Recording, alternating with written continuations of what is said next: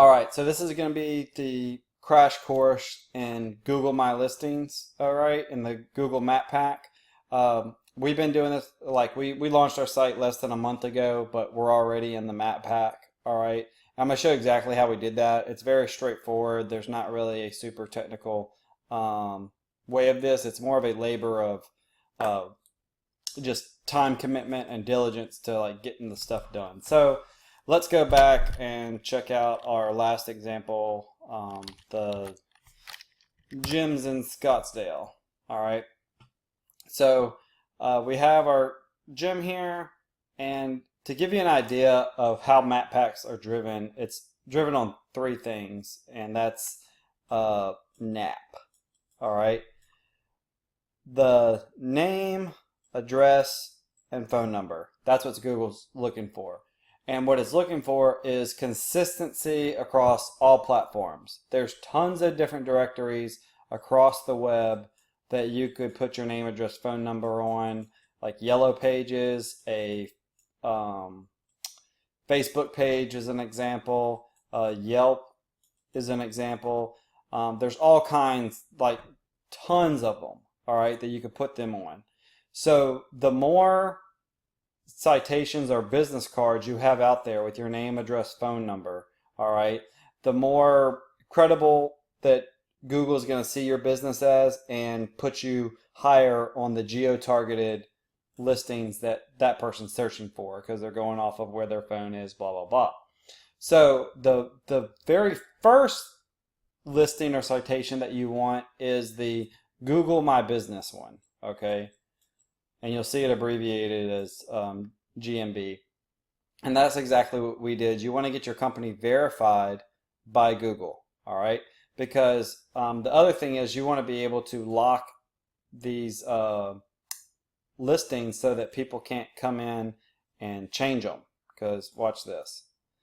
I can hit suggest and edit here, and then I can literally edit this person's stuff if they don't have it locked down, all right? And so I could go in here and like delete their website and then send it, but see, it's not letting me because they do have it protected.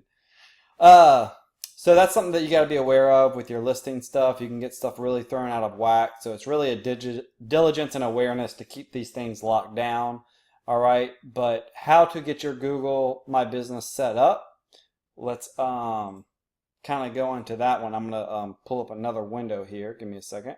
All right, so if you go to Google and you hit your, you see I'm not signed in. I'm in an incognito window. So, and you hit more, and you still don't see it. You'll hit even more, and you'll just see just how much stuff. Google has tons of resources for you as a business owner.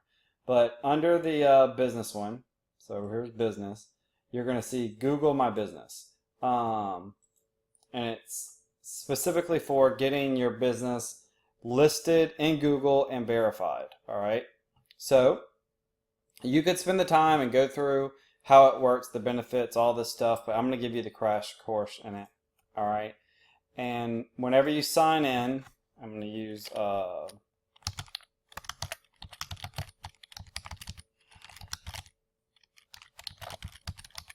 this is a site that we did recently. See if I remember my password. Boom. All right, so as you'll see here, it's kind of like setting up a Facebook page or stuff like that. They, you know, name of your company, phone number, same kind of name, address, and phone number. That's our NAP. And info, so we got home. Whenever you log in, this is how it originally looks. You'll have all this stuff is empty, and you'll have a bar, and Google will tell you exactly how much you need. You want 100% complete. The only thing I don't have done on this profile is my verification. And you can see I submitted to get that. What's going to happen is you're going to get a postcard, all right, in the mail, and I'll maybe try to get an example of what that postcard looks like for you, with a 4-digit code, because Google wants to verify that you are who you say you are, and stuff like that. And by getting that verified, you're going to have more authority in the search results, and all your other citations or business cards are based off of your Google one.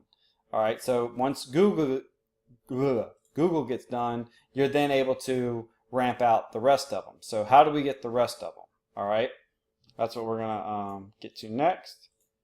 Well, there's other tools, like we said, tons of tools. You can go to WhiteSpark, and you can find how many citation sources there are. So I did one recently. This is a local web design company. They have 56 citations or business cards, and it tells me their sources. All right, and it tells me the domain authority that they're on. So I would want to go from the highest to the lowest, and I would simply click on the listing and get my own. So, for example, Pensacola Chamber, that's, natural resource that you would do. I would go in here and do what I would need to do to get my name, address, and phone number on the Greater Pensacola Chamber. Let's see if we go back and use another one. Business Finder, Alabama. I would go in here, and there's probably some kind of registration thing. I'm not going to dig into it right now, where I'd put my name, address, and phone number on there. So the more of these citations that you do, the better your rankings in the map pack will be. So again, traffic or SEO or the front end stuff is very predictable.